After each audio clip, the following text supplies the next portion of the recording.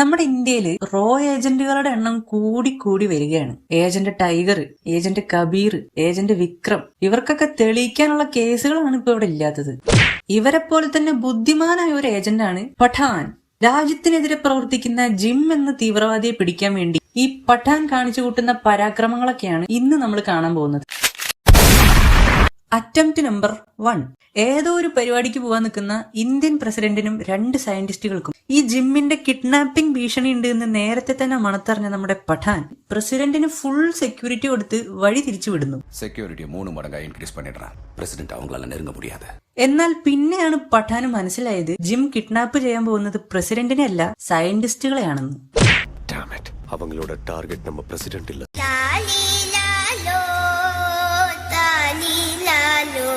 സംഭവം തിരിച്ചറിഞ്ഞ് സയന്റിസ്റ്റുകളെ രക്ഷിക്കാൻ പോയ പഠാൻ കുറെ തല്ലും കൊണ്ട് ചോര ഒലിപ്പിച്ച് നിൽക്കും.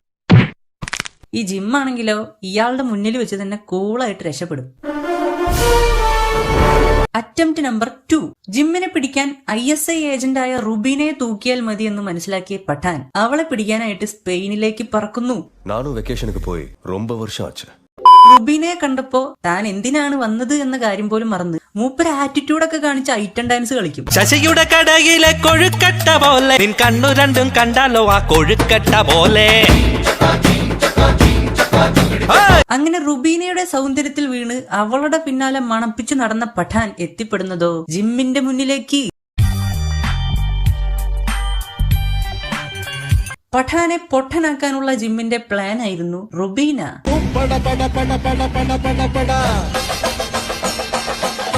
எதுக்குடா இங்க வந்த? ஏன்டா என்ன டென்ஷன் பண்ற? எங்க பார்த்தாலும் நீ എല്ലാം ഉണ്ണാളതാണ്ടാ. Attempt number 3. തന്റെ ഓഫറുകളൊന്നും സ്വീകരിക്കാത്ത പഠാനെ കൊന്നുകളയാൻ ഓർഡർ കൊടുത്ത് ജിം സ്ഥലം വിടും. പക്ഷെ തന്റെ ജീവൻ പണയം വെച്ച് റുബീന പഠാനെ രക്ഷിക്കും. ജിമ്മിനെ പറ്റിച്ച് അവനെ പിടികൂടാൻ നടക്കുന്ന ഒരു ഏജന്റാണ് താനെന്ന് റുബീന പറയുന്നു. എന്നിട്ട് എന്തുകൊണ്ട് അയാൾ എന്നോട് പറഞ്ഞില്ല? ജിമ്മിന്റെ അടുത്ത പ്ലാൻ ഒരു വൈറസ് ആണെന്നും അത് റഷ്യയിൽ നിന്നും അടിച്ചു മാറ്റി ഇന്ത്യയിലേക്ക് എത്തിക്കാനാണ് ജിം ശ്രമിക്കുന്നതെന്നും റുബീന പറയുന്നുണ്ട്. അങ്ങനെ ഒരുപാട് കഷ്ടപ്പെട്ട് ജിമ്മിന് മുൻപേ റഷ്യയിൽ നിന്നും പഠാൻ ആ വൈറസ് അടിച്ചു മാറ്റുകയാണ് സുഹൃത്തുക്കളെ. പക്ഷെ ഒരു ട്വിസ്റ്റ് ഉണ്ട്. റുബീന പിന്നെയും പഠാനെ പൊട്ടനാക്കും. Pathan, I'm sorry.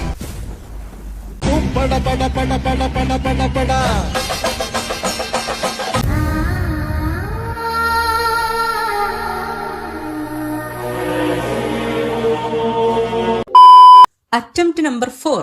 റഷ്യൻ പോലീസുകാരുടെ തല്ലുകൊണ്ട് ചോര തുപ്പിയ പഠാൻ പിന്നെയും റുബീനയെ തേടി നടക്കുന്നു. ഒടുവിൽ അവളെ പിടികൂടിയ പഠാൻ അവളെ വിശ്വസിച്ച് പിന്നെയും ജിമ്മിനെ പിടിക്കാൻ ശ്രമിക്കുകയാണ്. ഇനി ഞാൻ പറയുന്ന അനുസരിച്ചില്ല എങ്കിൽ ഞാൻ എന്റെ വഴിക്ക് പോകട്ടോ.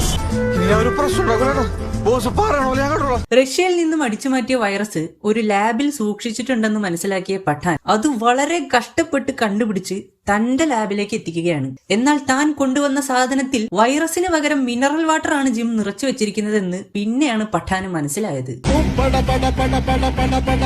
വെറും മിനറൽ വാട്ടർ അല്ലേ എന്ന് വിചാരിച്ച് ആ സാധനം തുറന്ന സയന്റിസ്റ്റുകൾ പിന്നെയാണ് ആ ട്വിസ്റ്റ് മനസ്സിലാക്കുന്നത്.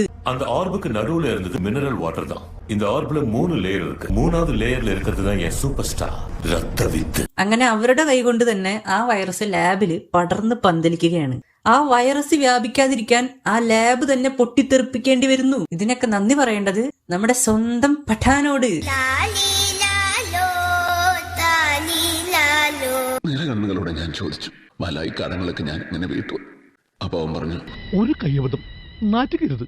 Attempt number 5.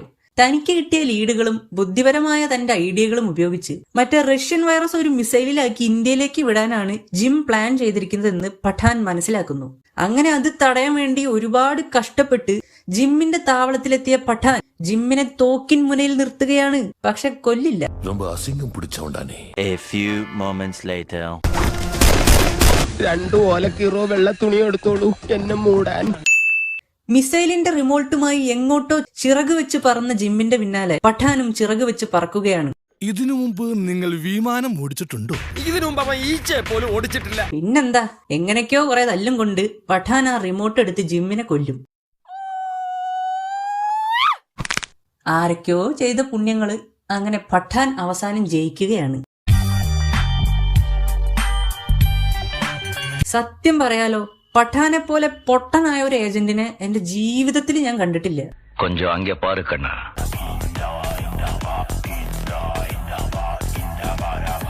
സോറി, ആ പറഞ്ഞത് ഞാനിങ്ങ് തിരിച്ചെടുത്തിരിക്കുന്നു.